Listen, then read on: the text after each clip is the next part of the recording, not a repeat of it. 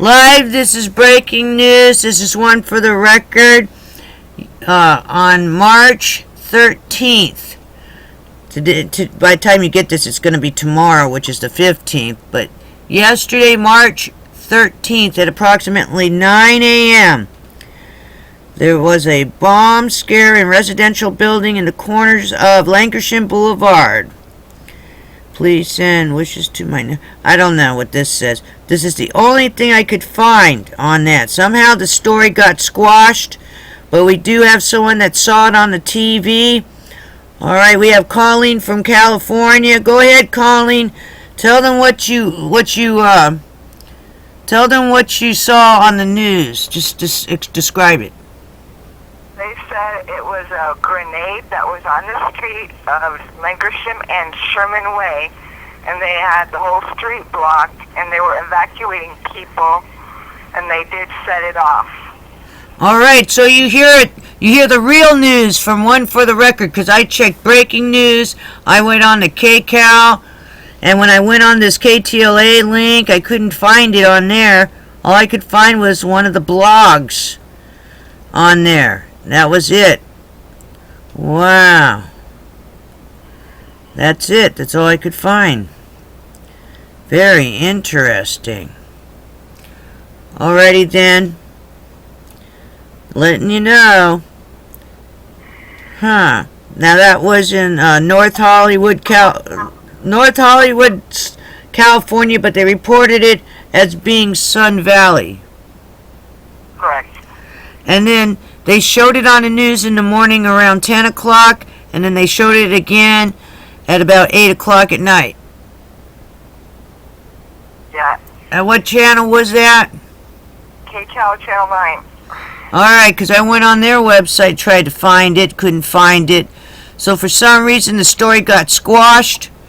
Don't know why they would squash the story, but I'll tell you what, maybe they were filming a movie and did it the cheap way, or maybe someone messed up, or the story goes deeper. Maybe it was some kind of practice for somebody.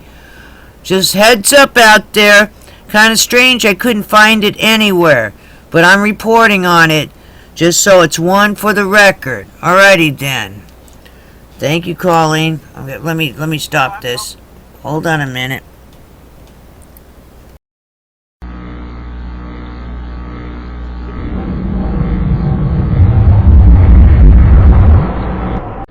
Live, this is One for the Record. I'm Diana, and today is March 15th, 2013. It is Friday evening, and here are your updates for today. We do have a big show for you. I also have George Norrie on. There's a lot of stuff, so hang in there. And I also have Dr. Deagle's from Thursday's Nutrimedical report. Now, I'll try to capture today's report. It's not up yet, so I'm going to try to find it. If not, I'll have to go to the radio station and record it. So, alrighty then. So here we go with the news today. First off, for the Census Channel, I'm just going to tell you what he's reporting. Alright. Boom doom. The United Kingdom is experiencing the booming noises now. Also, road collapses under school bus due to water main break. And this is in Shellsburg, Iowa. Heads up, Shellsburg, Iowa. Also, transformer explosion cuts off water supply to Claremore, Oklahoma. Heads up over there. Heads up. That's happened today. Also, Illinois gas update. They're having problems with gas over there. Also, let's see what else we got. Let's move on. I'm going to move on. There's nothing new on the Extinction Protocol 2012 and beyond. So we're going to move into the Watchers watching the world. A day in the life of a living Mars. And then there's an animation of some sort. Long duration M1.2 solar flare, full halo, Earth directed CME, heads up. It's not a big one, but heads up, solar flare headed our way. Also, large fractures observed in the Arctic sea ice. Also, dust storm worsens air pollution problems in China. Also, minor geomagnetic activity expected at high latitudes. Alrighty then. Moving on. We'll go into the E&E News, Fukushima, Japan. Let's see here. Documentary shows simulation of Fukushima melt-through footage of molten nuclear fuel. We'll see if I can grab that video for you.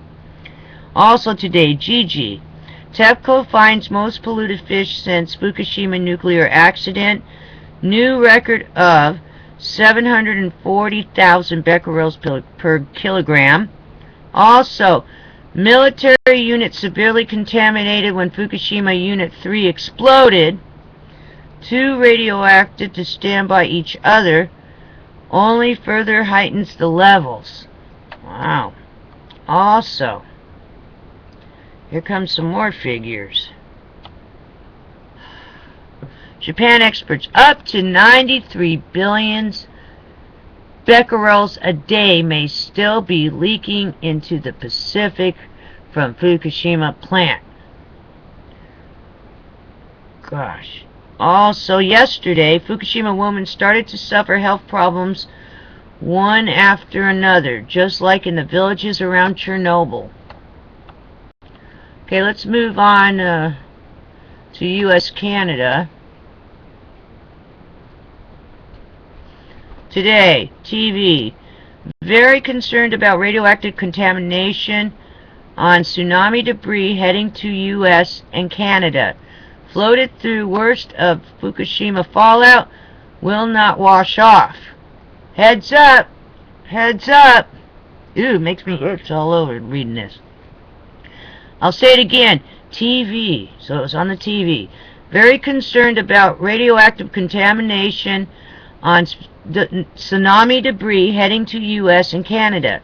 Floated through worst of Fukushima fallout, will not wash off. Also today, RTT, Japan alerts U.S. and Canada on possible clogging of shorelines. CNN, tsunami debris makes its way into Hawaii wildlife.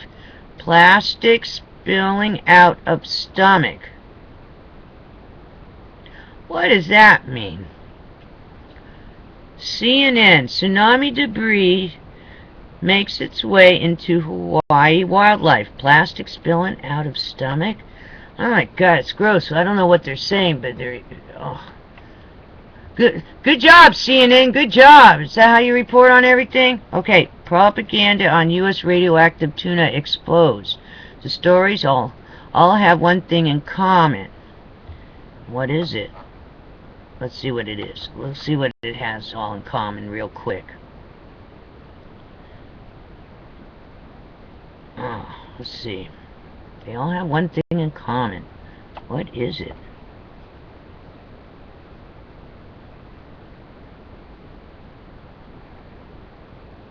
We're all being exposed to varying levels of naturally occurring radiation, often referred to as background radiation, as we go our daily lives. I don't know what it is. Forget it. I guess all it has in common is that they're telling you don't worry about anything, even though it's bad. Let's see. Moving on. Today, Caldecott. California nuclear plant, a time bomb. If restarted, chance of nuke disaster in U.S. very high. Not if, but when. Heads up! Yesterday, scientists, tap water could probably run a lawnmower. It's real gas. 500,000 times legal limit for benzene. I've never seen such high levels. Brockovich visits Illinois community.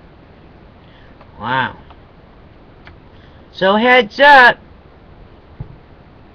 Don't see, after I read that yesterday, today there should have been something being done about it, and that should have showed up, but it didn't, did it? Alrighty then.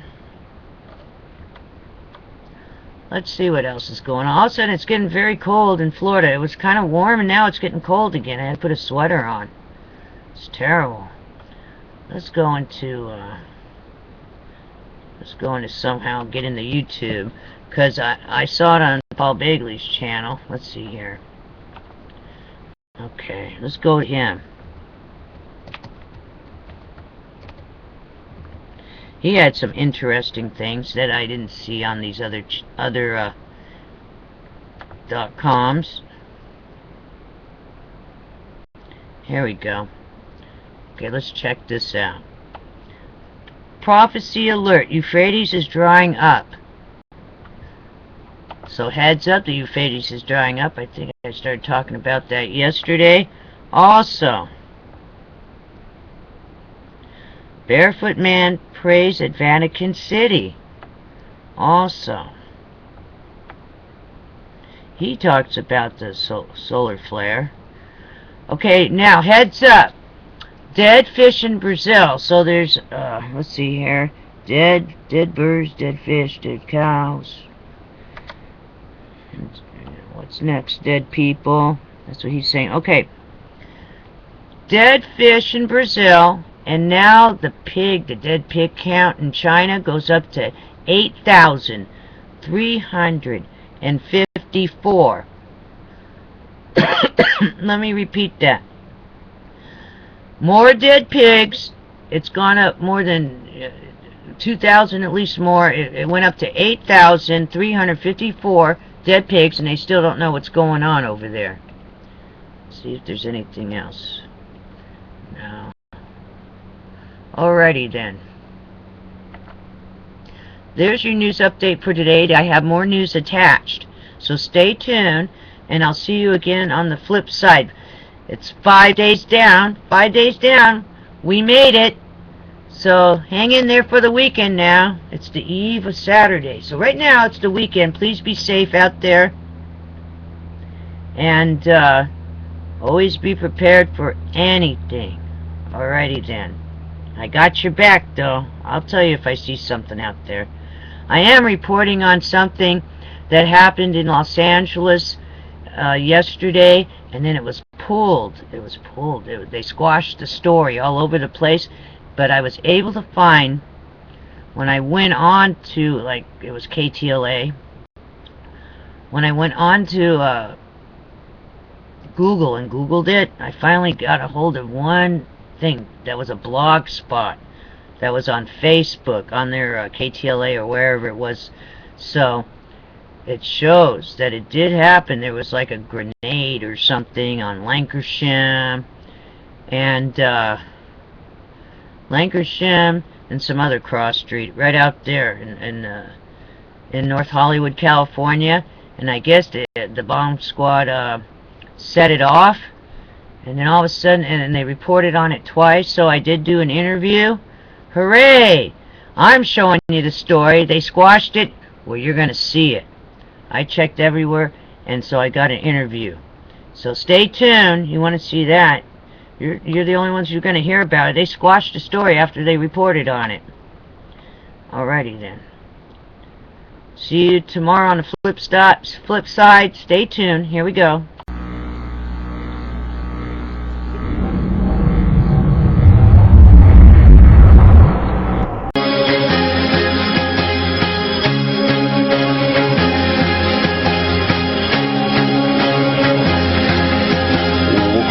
And just as an intro, we're going to review just what I mentioned a minute ago. We're going to have Chris Harris talk.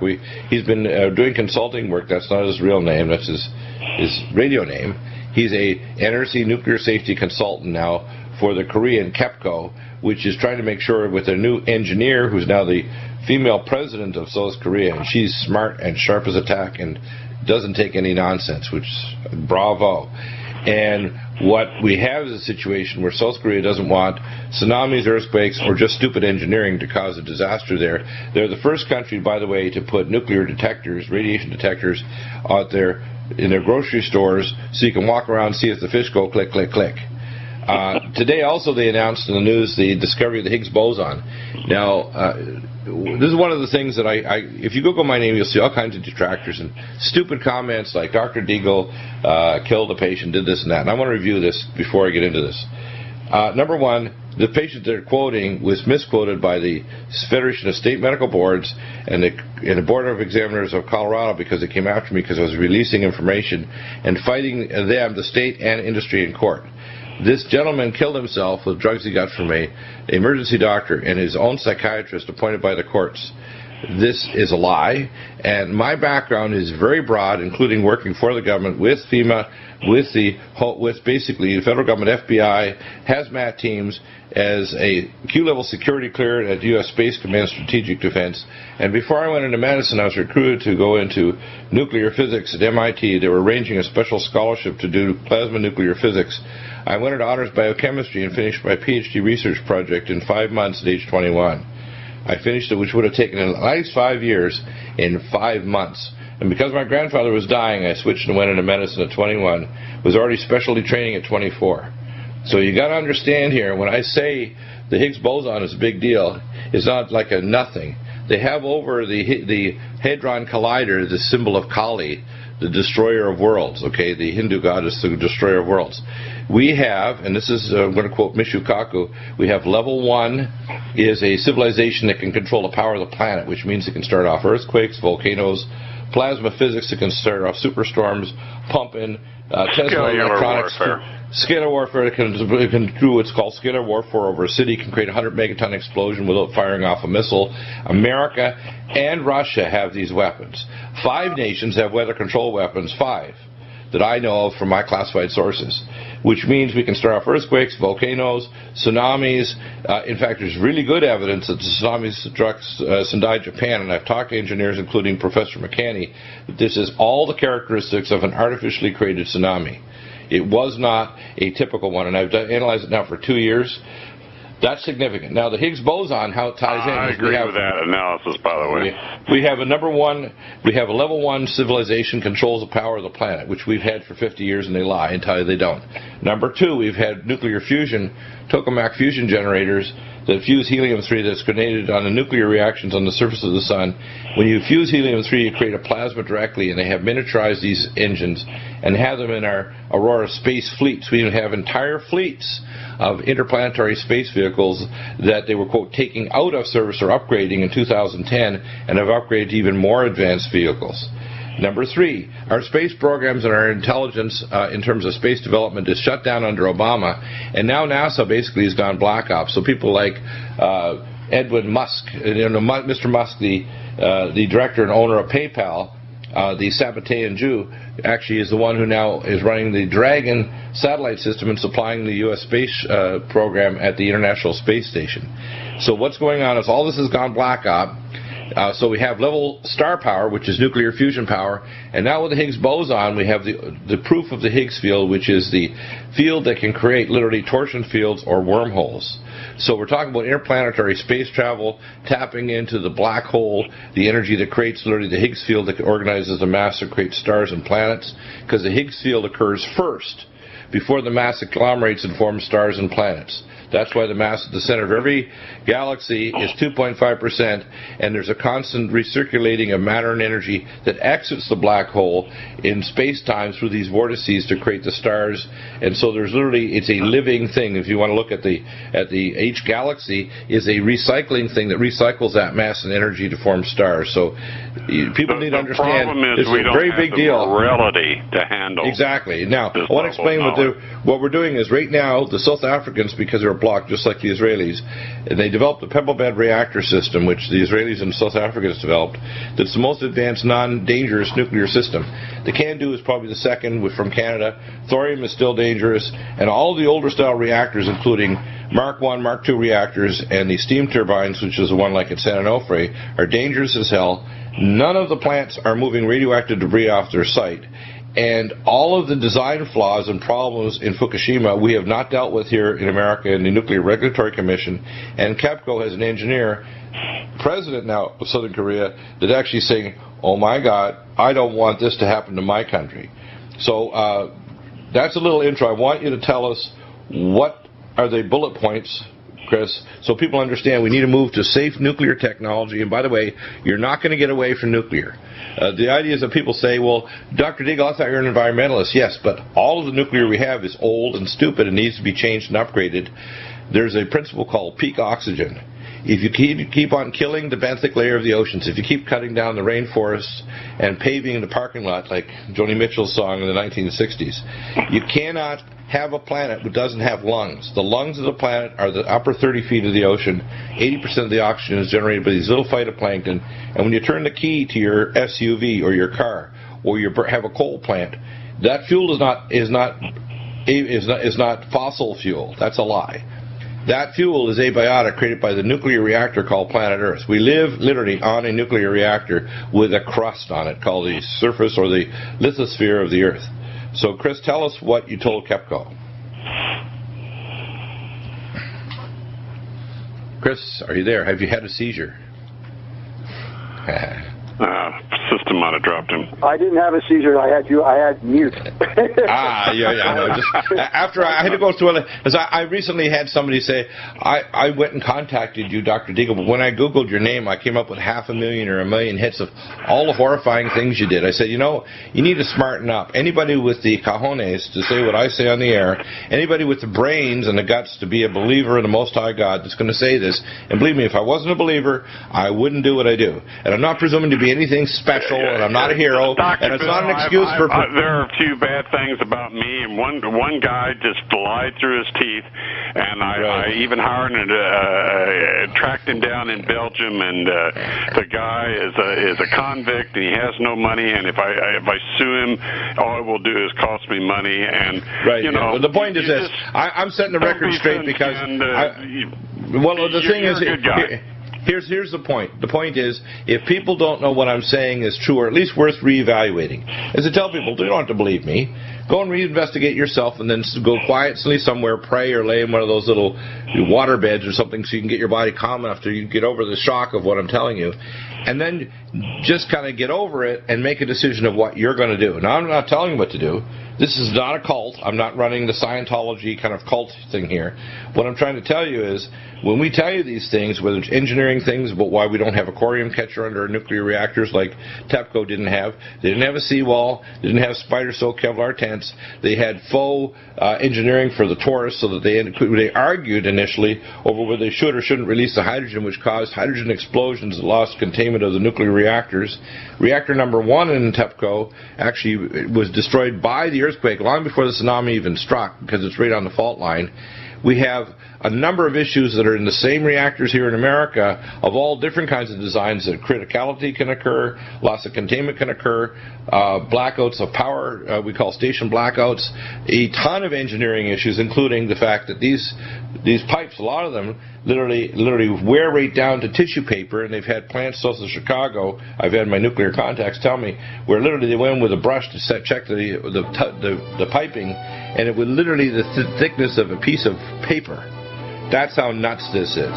And people don't understand they're constantly being irradiated by around 120 miles around every nuclear reactor in America, and always have with tritium, thorium, radioiodine, and other isotopes. We're back. I'm going to hear from Chris after my little rant and get the details about KEPCO. Welcome back. So, Chris, had to do a little rant there, because once in a while I got to take my whack-a-mole bat out there, my brick bat, and hit down the people that I have what we call vicious ignorance.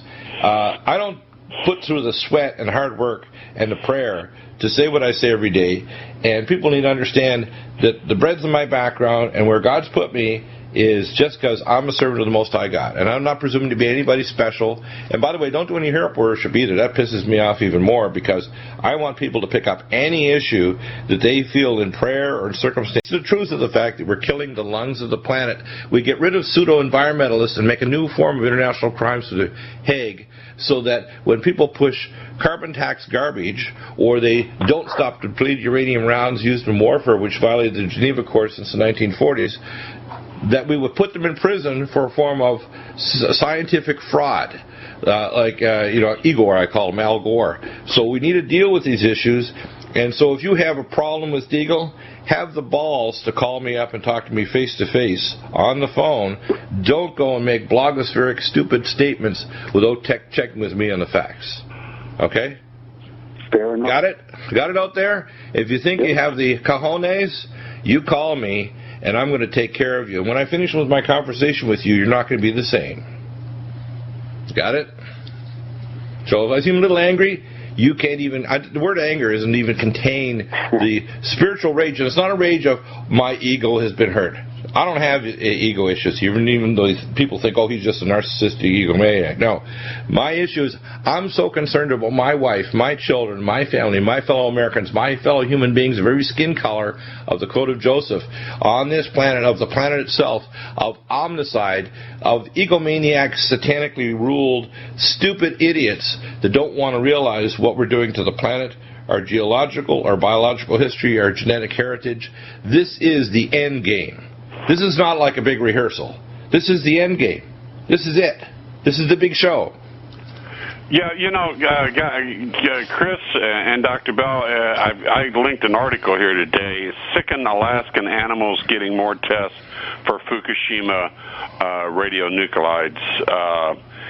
Evidently, the number of sickened animals in Alaska is really climbing. Well, of course they're getting sick. First off, they're getting sick because there's a direct airstream carrying radionuclides across to Alaska. Not only that, there's the permafrost is melting like crazy in Alaska, while Antarctica, the ice sheet is increasing. So people need to say, this is not global warming. We're actually heading into an ice age, but the underoceanic volcanism that's occurring in the Gakkel Range, which is 1,500 kilometers long under the oceans, with peaks higher than the Swiss Alps. These are volcanic peaks, okay? It's going crazy. People don't understand that the Earth literally is in birth pangs. So I talk too much right now. I want to hear from you, Chris. What's going on with KEPCO? Okay, in Korea, I've talked about my team. I've alluded to my team that we've been on some other projects together, and a meeting was set up, and at some request, the South Koreans, I gotta say South Koreans, we're not holding North Koreans, of course. South Koreans are very concerned about a Fukushima-type accident, and in their country, and mainly for a lot of reasons. Number one, they have sites there that are as big as Fukushima. That means 6 units, and others being constructed as we speak. So they've examined their own command and control structure, and they said, we're lacking, and we want to do something about it.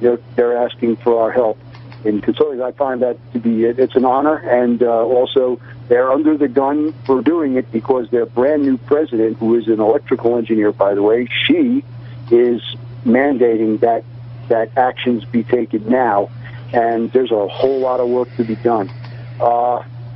Some of the ideas, in fact, of one of the other fellows who's presenting today. I presented for 2 days, and another fellow is down there now.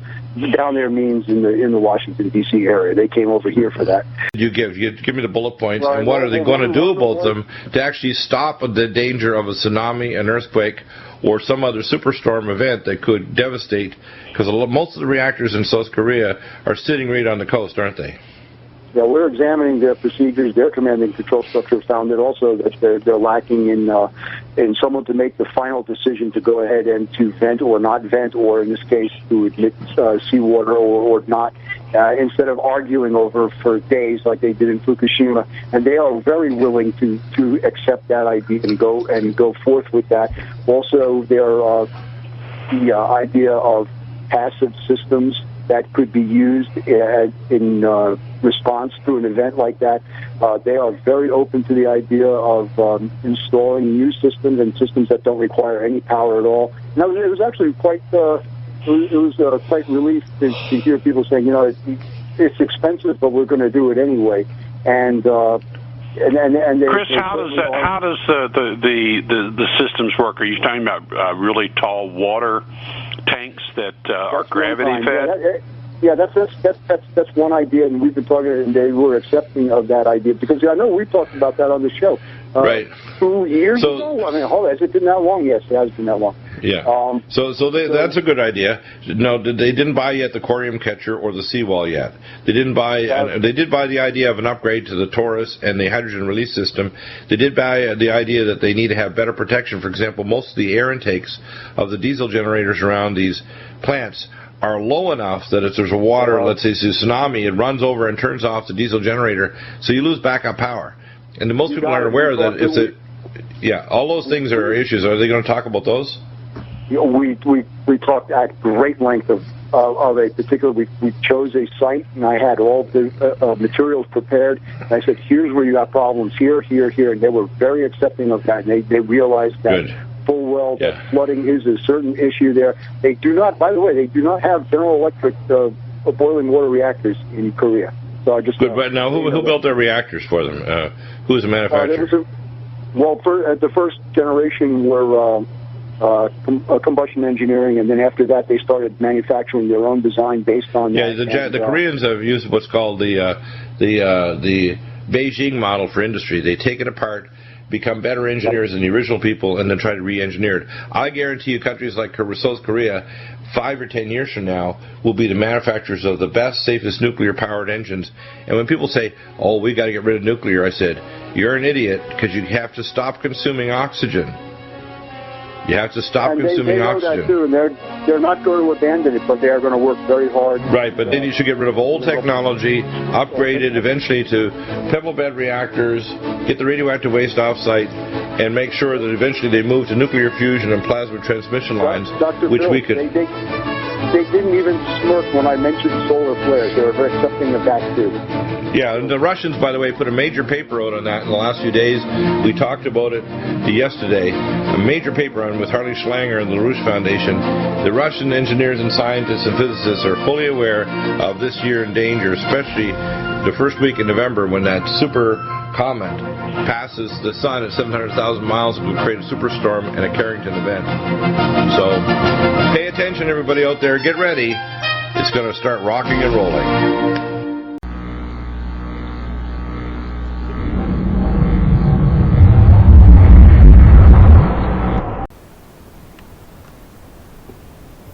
From the heartland of America and the gateway to the West, good morning, good evening, wherever you may be across the nation, around the world. I'm George Norrie, and welcome to Coast AM. Next hour, well, is geoengineering changing our environment? But here's what's happening.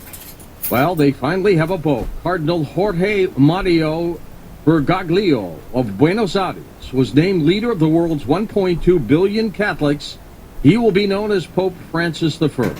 The 76-year-old, the first Jesuit, the first South American, and the first non-European pope of the modern era, was introduced to the world from the balcony of St. Peter's Basilica in front of tens of thousands gathered in the square below.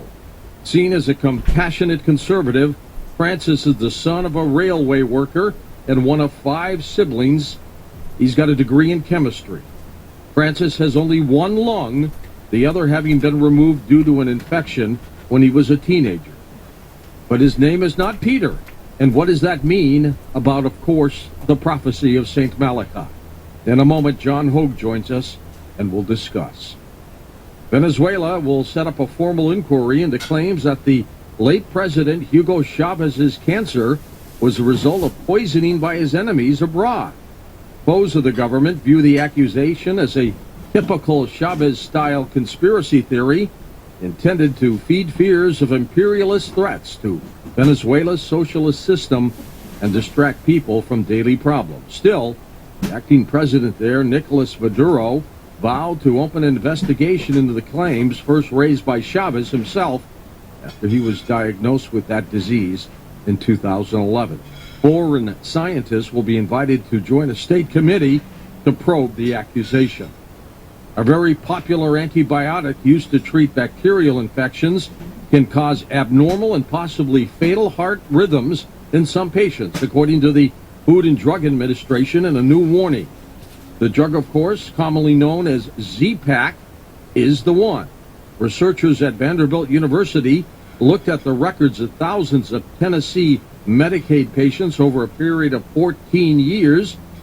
He found a 2.5 times higher risk of death from heart disease in the first 5 days of using a Z-Pak when compared to another common antibiotic or other antibiotics at all. Christian Wild, author and researcher with us. You know, I always suspected something was up with these Z-Paks. Friends of mine would sometimes tell me that they felt really jittery with heart flutters, and here we are, Christian. Yes, we are.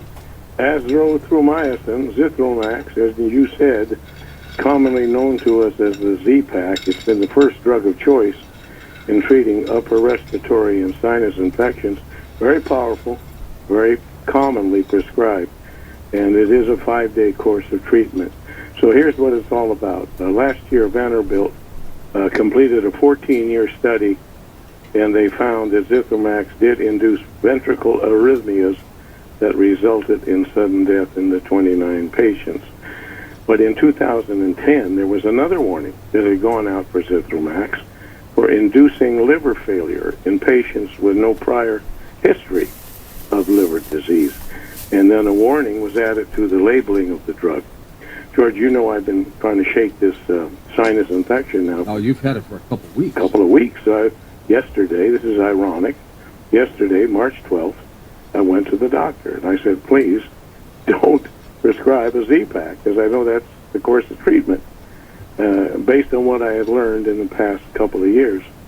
And then one day later, today the 13th, these new warnings come out. So patients may have to be prescribed another drug, a broad-based antibiotic like amoxicillin. May not work as effective as Zithromax, but it's safer. And there's another similar drug called Levaquin, and it's very similar, but it may prove, if they test it, to have the same risks as well.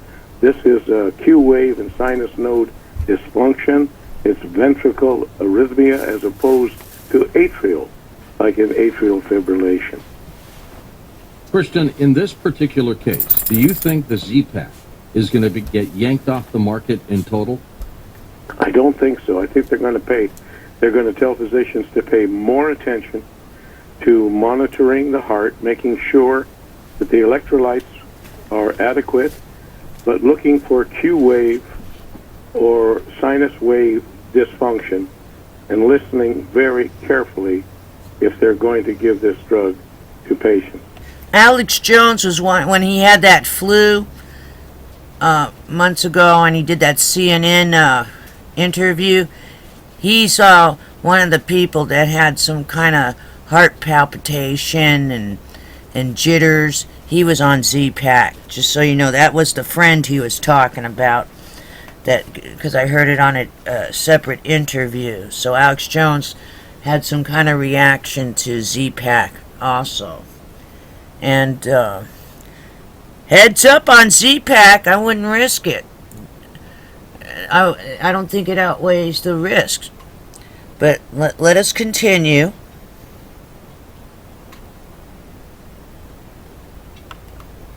But looking for Q-wave or sinus wave dysfunction and listening very carefully if they're going to give this drug to patients.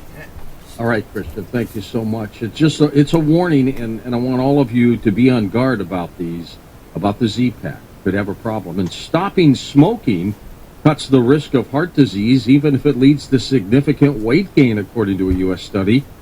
Researchers writing in the Journal of the American Medical Association say the prospect of weight gain makes some smokers reluctant to stop, but they say quitting has positive effects on the cardiovascular system.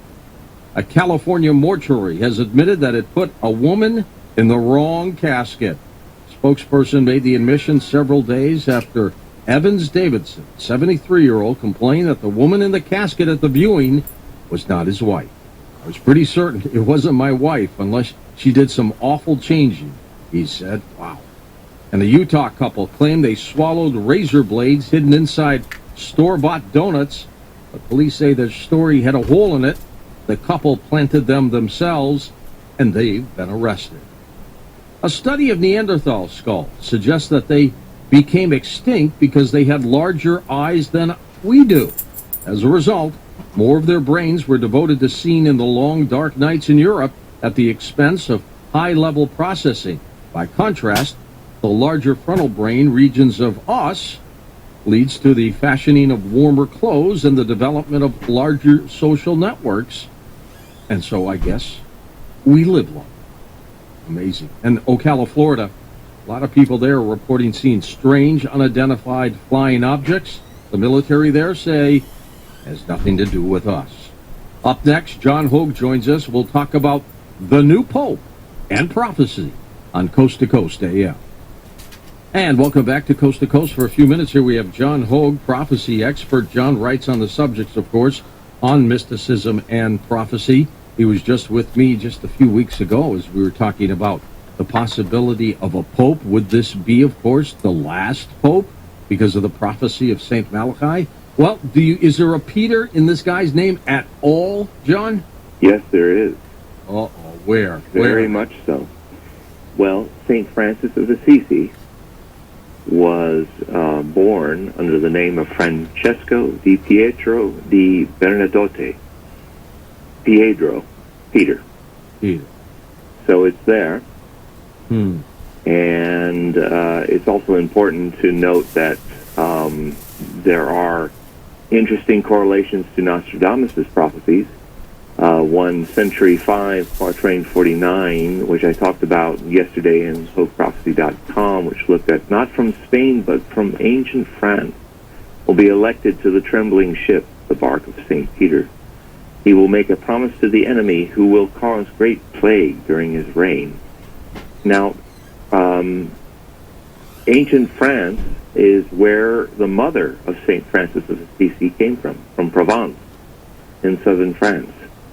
And France is a variation probably of a wordplay of Nostradamus saying not from Spain but from ancient Francis of Assisi. He often played with countries and names. And what I was saying in the article about that is it was a strong move in the future pope coming from what was perhaps ancient Spain, and in Nostradamus' time, that was all the colonies as well as Spain proper, which would be South America. So I talked in that prophecy about the possibility of a South American cardinal. I thought it might have been Ouellet from Canada because he worked in seminaries in Colombia for a long period of time. So the lean was towards that. I also said in my articles that it felt to me that it was going to be an Italian no matter what, and it was going to be a short conclave, and it would end on Wednesday. It did end Wednesday. It was an Italian, although not an Italian that was in Italy, but a son of Italian immigrants to Argentina. Well, that's true. Now, I'm going to ask you this, because you've always been direct with me. Are you saying that because of the possible tie-in of his name, Pedro, in there somewhere, that this could be the last pope? The thing that will judge this is that in the prophecies of St. Malachi, which we're talking about, which had numbered 111 mottos, with this coda about Petrus Romanus, Peter of Rome, being the last pope, is that the question has always been amongst us prophecy scholars is, because this is the unnumbered coda, does this jump as the first line in the prophecy, which is unique because everything else was a 2 or 3 word motto. This is a whole paragraph describing the destruction of the city of the 7 hills, which is Rome, and about a very compassionate pope who was trying to feed the flock in terrible tribulation. Is this actually the next pope, or because it's unnumbered and because the subtitle is, and in the days of the last pope, the final pope, he'll be named Petrosomanus. Is this describing a pope that may be after Francis I, any number of popes? It seems like this prophecy has jumped from the mottos, which look very clearly at the last pope before this new pope being a pope that would see a spiritual crisis begin in the church. And as we talked a couple weeks ago about Benedict, that certainly seems to have happened in his pontificate. So how many popes are left to the end of days in the Catholic view of the prophecy is open, although I'm of a position of saying, let's look at what this Pope Francis does. He has a link to the Peter connection, but because it is not numbered, because the coda kind of sounds like it jumps to the end rather than gives us a sequence to the end, there may be more popes. It's fascinating, isn't it, John? Just looking at this, just seeing it unfold. Oh yes, and then the strangest thing was this morning. I had the camera on the bird on the stovepipe, and I thought, I watched that bird for an hour just sitting there, and I was thinking, wow, that's very strange. And then you realize that St. Francis, if you ever see pictures of St. Francis or statues of St. Francis, he has a bird on his shoulder or he's holding a bird in his hands. He is the patron saint of animals, patron saint of Italy, too. And also, because of John Paul's announcement before he died, he's also the patron saint of ecology. So that says to me, prophetically, that Francis I is also the Pope that will have to address climate change, ecological threats to the human race, as they relate to famine and other things. What do we know about him as a person, John? We know he has one lung. He had one removed due to an infection when he was a teenager. He came from a hard-working family, one of 5 siblings. What else? And a degree in chemistry. Yes, and he is also essentially he's a centrist. He has worked with the conservatives. He's worked with the progressives. And, when I saw him step up there, all the years I've been watching popes, I was immediately captivated by him. I like this Pope. I like his silence. I like his humility. I like how he was so relaxed with this unique situation. I mean, I've watched other popes get up there looking tense, trying to get the word pontificate from talking down to people in the square. But for him to ask everybody to pray in silence, bless him for his job, that was very unique. I mean, this is a man of many firsts. It's kind of humble, wasn't it? Very. And I haven't seen a pope that felt like a parish priest given this august job since John Paul I, who mysteriously died a month into his pontificacy, or John the 23rd. For me, he had a lot of Cardinal Luciani and Cardinal Roncalli in his nature. And personally, beyond my own prophetic studies, I really liked that. And let me ask you this, John. There are 1.2 billion Catholics, yet there are 6.8 billion people on the planet. So there are 5 billion plus people who practice other religions. Why does the world make so much about the Pope? It's conditioning. Basically the fuel of what's predictable. And the engine that drives my work for 30 years is a study of the way people are programmed to repeat the past and call it the future. And that engine is seizing up in the 21st century, so we have to find a new way to educate ourselves and refresh ourselves for the future. So, basically the Pope is a variation of what the Dalai Lama had been until recently for the Tibetan people, a temporal and spiritual king, similar to what King David was for the Israelites. He was the high priest and the king of Israel. And so there's that idea of messianism that has been a very long tradition in many religions. Well, this is going to be fascinating to unfold, specifically, of course, about the prophecy and to see what else unfolds.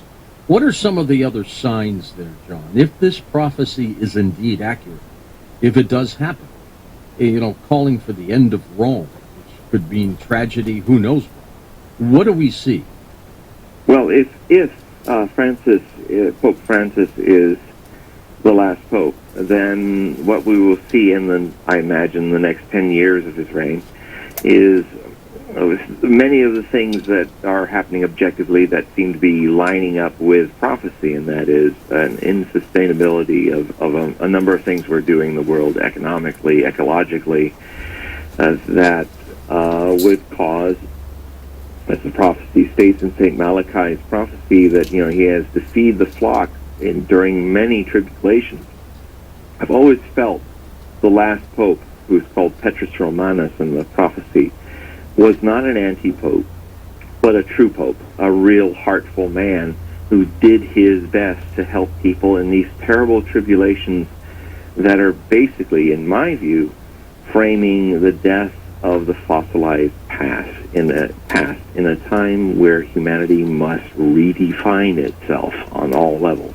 And we've talked about this for many years, this theme that as we go deeper and deeper in the 21st century, we have to redefine what it is to be human, spiritual, economic. All the things that we do from the past are failing us. And as we go deeper into this century, they fail us more and more. And you see in the election of Francis an attempt of the cardinals to kind of understand that something needs to happen, that the mafia and the Vatican mafia and the other bureaucratic bungling that's been going on in the Vatican has to be reformed. The Vatican has its own Washington, D.C. issues, and the choice of Francis is Mr. Smith goes to the Vatican rather than Washington. Is this the Pope to make the changes necessary? I hope so. I'm very critical of the Catholic Church, but I am always hopeful with any leader that somebody that seems to be as humble and meditative as this man is, who reminds me of John the 23rd and John Paul I. I'm actually very happy today and hopeful that he will dive into it, and I just hope that he doesn't end up like John Paul I, dying in short and mysterious ways, because he's up against a really hardcore, established bureaucracy. It's going to be a tough fight for him, but I think history's on his side. I hope. Do you think John Paul was assassinated? He was only there for just a short time. I do think that John Paul I was killed because of the mafia connections to the drug money laundering in the Vatican Bank, which he, that very day that he was found dead, had the lists of people he was going to hire and fire on his corpse that morning. It is very mysterious. Evidence was tampered. He was quickly embalmed so nobody could check his body for poisoning. And what has come up with Benedict's scandals through the butler releasing papers, his private papers, is that the Vatican Bank laundering has not stopped. No. And so even the mafia now has a number of people under blackmail for homosexual behavior in the cardinals. They have movies of what they've been doing, and that also weighing over this pope. He has to deal with these forces, and they're dangerous forces, so I pray for his survival. This is going to take a lot of work. Thank you, John. John's website, HopeProphecy.com. Up next, we're going to be talking about a very touching story with a coast-to-coast guest, and we need your help. We'll be back. And welcome back to Coast to Coast. I'm George Norrie. We're going to devote this half hour to a very special person for a very special reason. I want you to take part in this because we're going to need your help too. Dr. Robin Falco, who has been a regular staple here on Coast to Coast, telling us about very special homeopathic remedies She's been doing that for years on the program. She's also, of course, the significant other of our very own Richard C. Hoagland, head of the EnterpriseMission.com. A few weeks ago, Robin sent me a little notice, a little message. It said she was going to Miami for a little surgery. Me, of course, being the inquisitive newsman that I am, I said, Robin, why? And she told me. Let's bring on Dr. Robin Falco. Robin, how are you? I'm good, George. How are you doing? Good. I'm going to let you, rather than me, in your own voice, tell this huge audience that was there when Richard had his heart attack. I want you to tell them about your situation. Okay. Well, I plan to be telling them about this, but in a very different way. I plan to be telling the audience about this after I had concluded my treatments and eliminated the tumor that was found in my colon a year ago. And it has been quite a journey for me. Most physicians do not like when things are not under their control. And this is where it's at now, where I have to schedule surgery because the possibility of an obstruction is way too great. Things have changed, the shape and structure of the tumor, and an obstruction can be deadly or have just very, very serious complications. But part of what I've learned on this journey is that the significance of genetic history is quite important. I always felt that your lifestyle now, the supplements, the food, the diet, the environment in your home, can overcome everything. But I had a major surprise to find out that the location of the tumor that I have seems to be right where my mother had the same tumor. And this is malignant. This is cancer. This is malignant, yes. It's a malignant tumor, and, for me, cancer is not this big, scary thing. And I was seeing a wonderful surgeon for the past month, and he was just totally besides himself because I said, no, I'm not having surgery. I'm doing other treatments, and I've explored many, many different things, a lot of which I've updated on my website and will be doing more of. And he wanted to have he's, please call me anytime and I'll get you in and we'll get the tumor out. Initially, he wanted to remove 1 foot of colon, and I said, not my colon, and that's it. But with doing more research, and after the last picture that he took, and he said to me, well, what do you do if there's an obstruction? I said, gosh, I guess I have to get on a plane and get back quickly.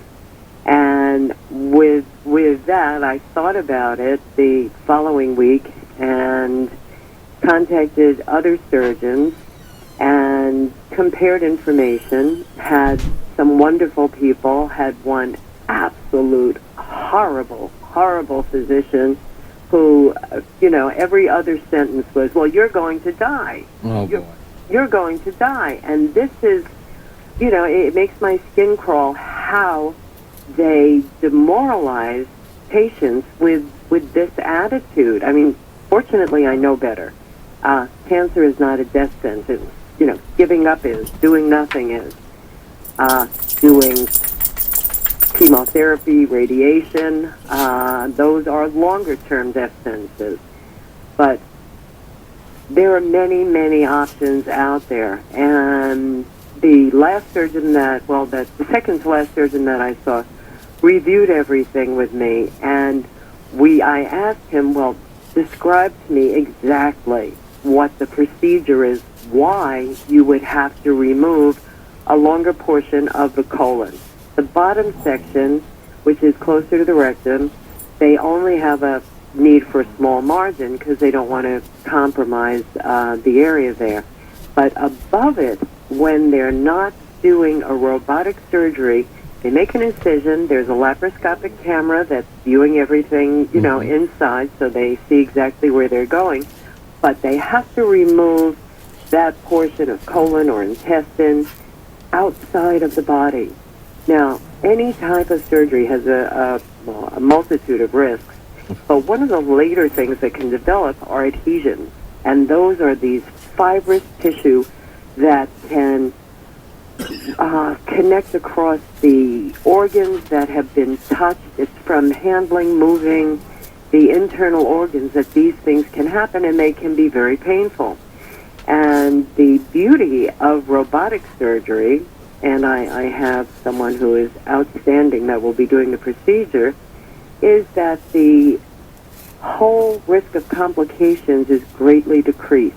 The surgery is done completely inside the body.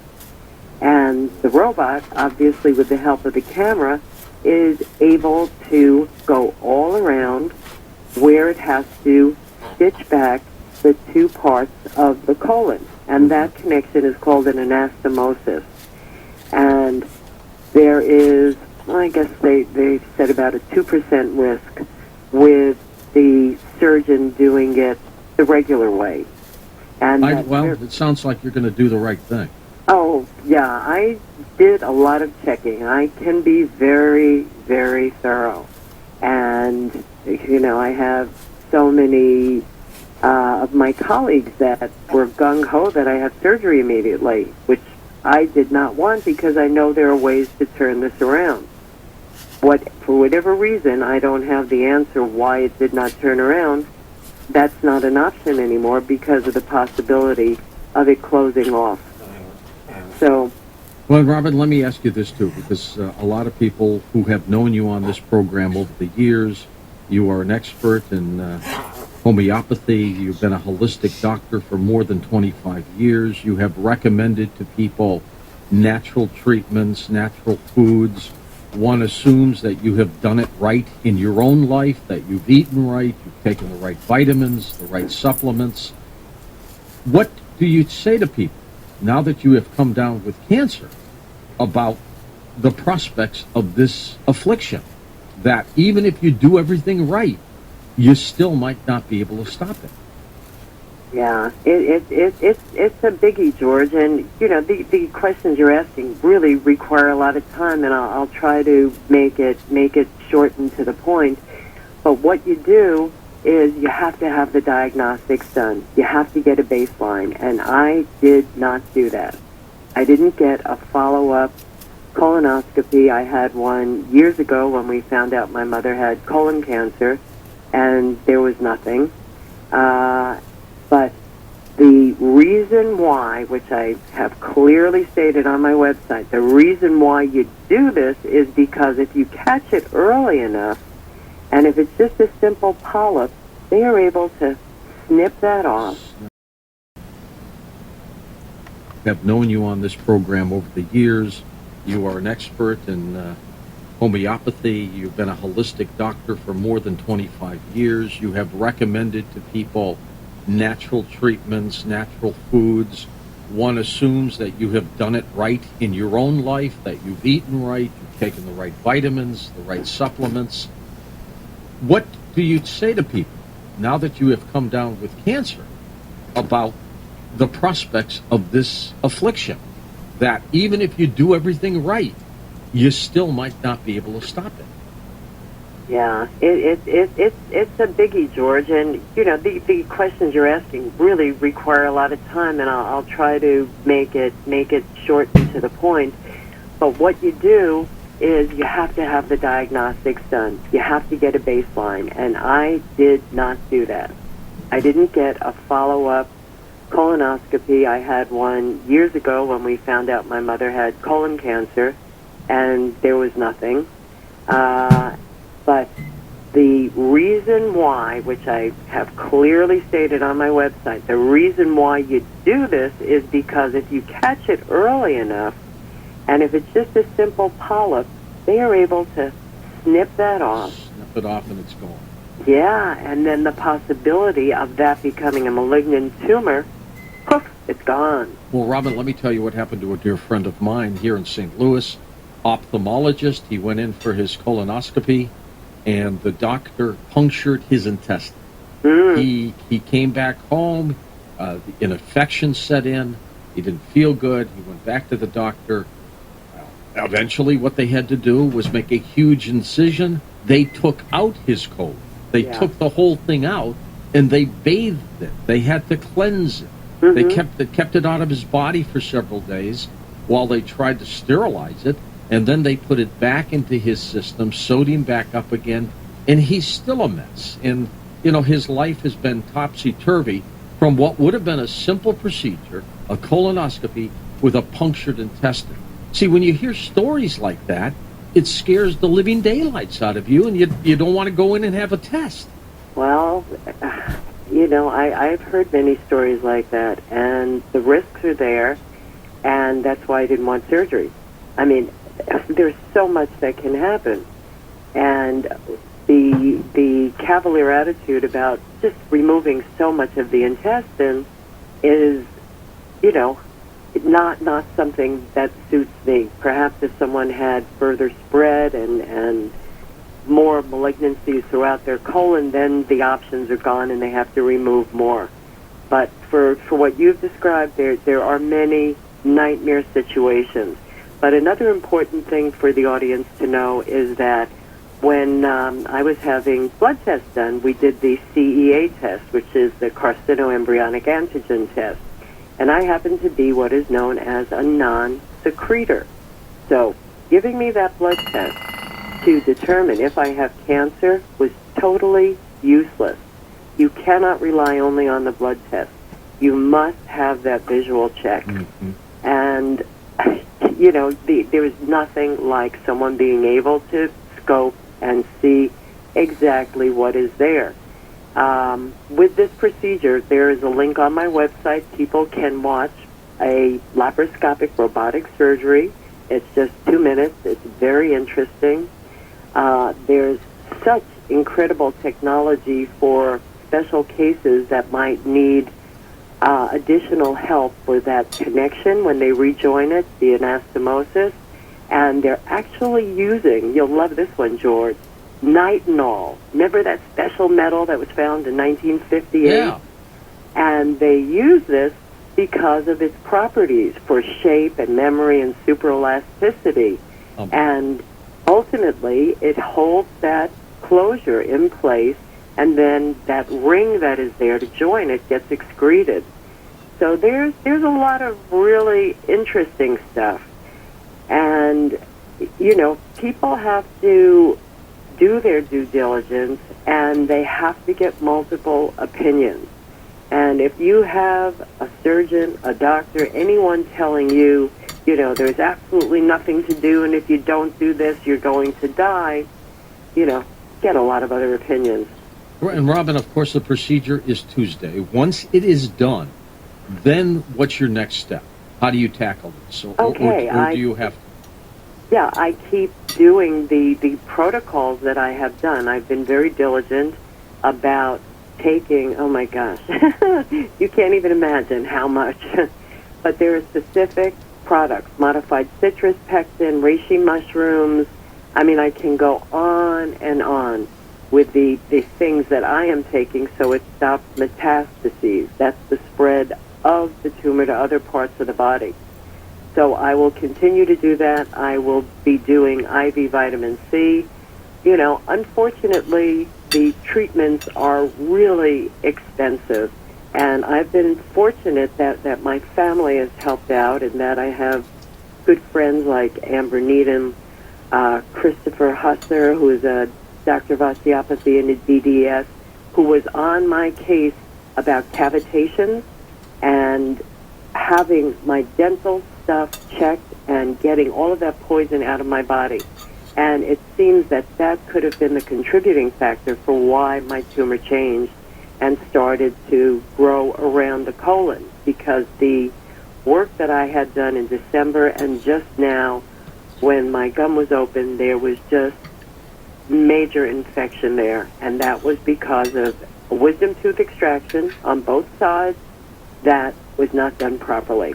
Have you had any pain or any kind of symptoms like that when you figured out, hey, there's something wrong here? Pain in my mouth or pain in my body? Pain by your abdomen, where your colon is? No, I didn't have any pain. The warning sign was bleeding, and we were out of the country at that time, and I wanted to make an appointment for a colonoscopy when I got back to New Mexico. I would not have anything done in New Mexico because I've never seen such high levels of gross incompetence. I gave my medical history with the warnings that needed to be there. I called back 3 days before because you've got to double and triple check everything. No notation was made about my personal history, and I said, cancel. And that was it, and I just came back to Florida where I have my colleagues, I have my medical friends here. It's just a different world to have anything done. I mean, I'm blessed that I can connect with people who are the absolute tops in the field. Well, in our small way, Robin, we, of course, are putting you on the Coast prayer list. And I remember what happened with Richard when he had his heart attack many years ago. The Coast audience prayed for him. And, I would guess at this point, this juncture, anything would help, wouldn't it? Oh, most definitely. I have friends that have told me they're praying for me, and it means the world to me. It made a difference for Richard, but he wouldn't have gotten to the point where he could have the open heart surgery had he not been on all of the homeopathics and with my working on him before that, because they couldn't even transport him. So, there's an awful lot, and all good wishes warm my heart, and I just ask if people want to contact me to please do so directly.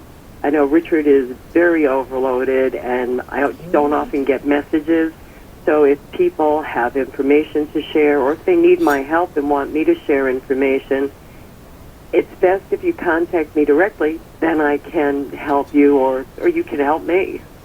You have a loving dog, and Richard is helping with the dog too, isn't it? It's wonderful. He's taking care of my dog, and I really appreciate it because I know how much, that takes out of his work and the things that he has to do.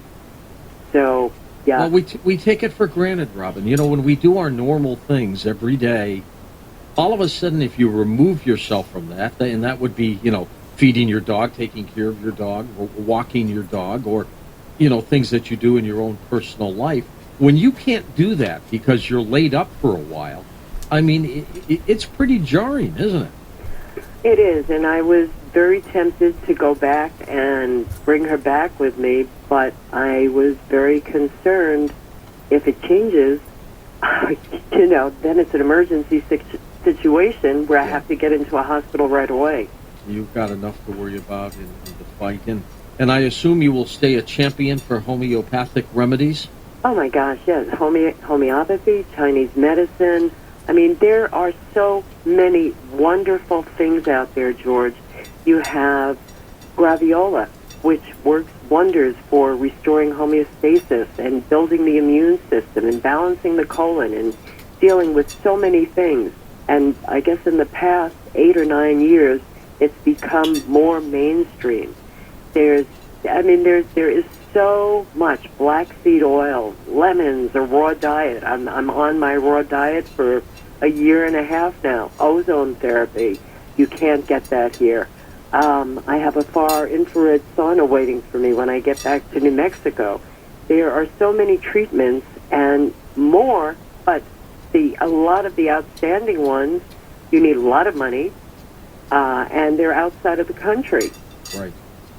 That's a good Robin, we're going to say the prayer for you.